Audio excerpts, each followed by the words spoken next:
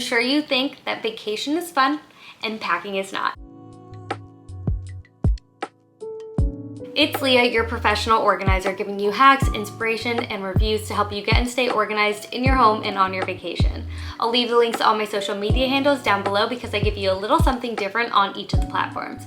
If you like what I'm sharing here on YouTube, go ahead and click that subscribe button, and thank you to all my returning subscribers. Hello, how are you doing? Today I'm going to give you 10 of my tips for packing without overpacking because I'm sure you think that vacation is fun and packing is not.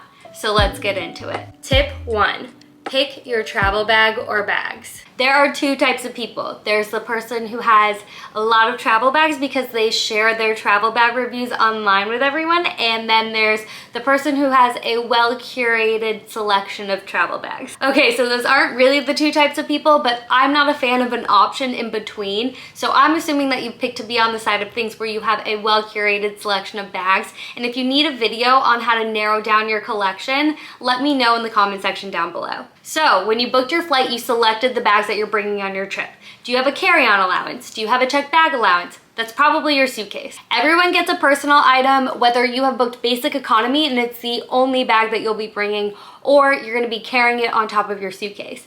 I'm a rare breed where I don't always bring a personal item with my carry-on item, but for the 99% of the time that you will be bringing a personal item, that bag that you pick can make a huge difference in your pack. In a personal item, the ideal is to have a bag that fits under the seat no matter what airline you're flying, a bag that you can fit as much as you can in and still stay organized, a bag that's durable and aesthetic so you don't have to worry about what personal item you're bringing for years to come.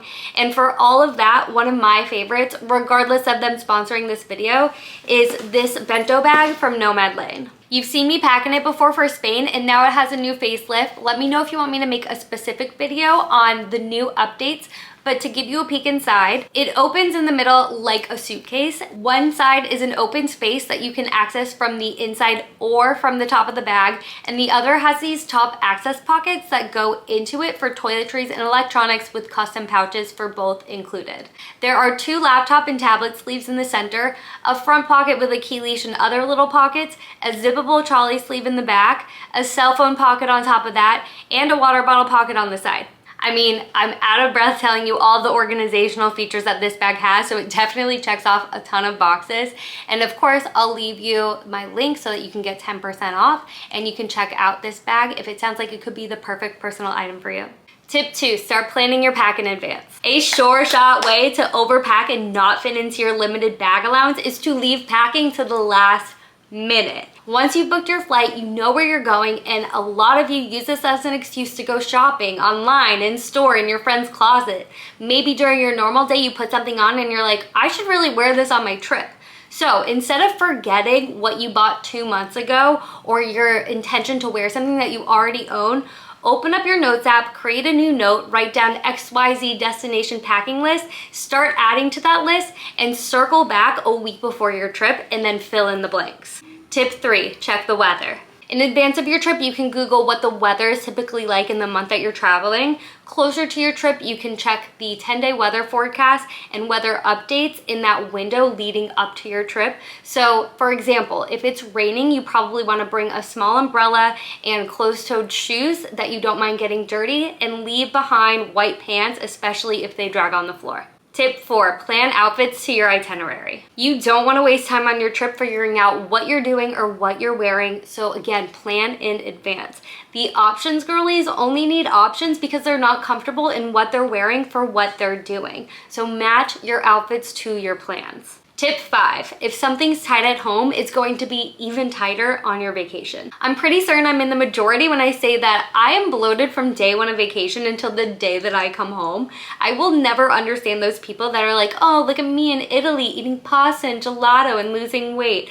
Those people are out of touch. The only way to lose weight on vacation is to drink the water in Thailand. So if you're comfortable with your clothes fitting a little too tightly, go ahead and bring them, and if you're not, then leave them at home. Tip 6, limit the bulky one-time use wears. If you're going on a 5-day trip and jeans are the vibe and the weather and your plans align with wearing jeans, and you'll happily wear the same pair of jeans for 5 days in a row at home, you could technically get away with wearing one pair of jeans for your whole trip. This is very minimalist, so you could expand that to 2 to 3 pairs of jeans and pants total. Just try to make them have a different look or feel to them. I like the idea of bringing a corduroy pant or a linen pant so that you have different textures and weights and feels. Tip 7, pack in a color scheme. This is going to help you mix and match outfits to have more options with less things and help you match your outfits to your accessories like your shoes and your bags.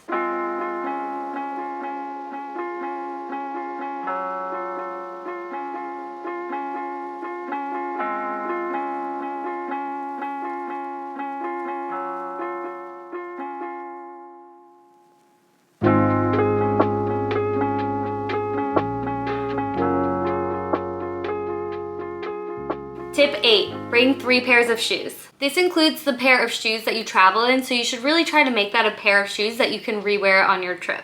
Some options for your 3 pairs of shoes are a heel, a sandal, and a sneaker, a casual sneaker, a nicer sneaker, and a boot. The options are really endless, but what you're looking for is diversity in styles or color that cover the shoe wear that you need for your plans and your outfits. Tip 9, limit the number of handbags that you're bringing. Bring 1 bag that you can take from day to night. A convertible bag is really good for this because it's going to give you different looks and take up the space of just 1 bag. Or bring 1 day bag and 1 night bag that are different sizes or different fanciness levels. Tip 10, try on your outfits beforehand. This way, you know you're gonna feel confident in everything you brought and you know you're gonna have all of your bases covered in your pack. At the end of the day, it's understanding the little steps of planning leading up to your trip that can help you be the best packer I know you can be. I hope that you watch this video a week or so before every vacation that you take so you can realize how much of a better packer you're becoming with each trip.